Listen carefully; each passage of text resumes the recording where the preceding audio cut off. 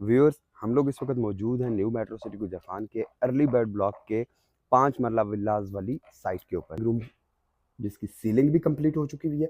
और इसके अलावा यहाँ पे अंदर पेंट की जो इनिशियल लेयर है प्राइमरी, इसका काफ़ी बड़ा किचन है। और किचन की ऊपर चल के देखते हैं कि ऊपर वाले पोर्शन में इस वक्त काम कहाँ तक पहुँचा है।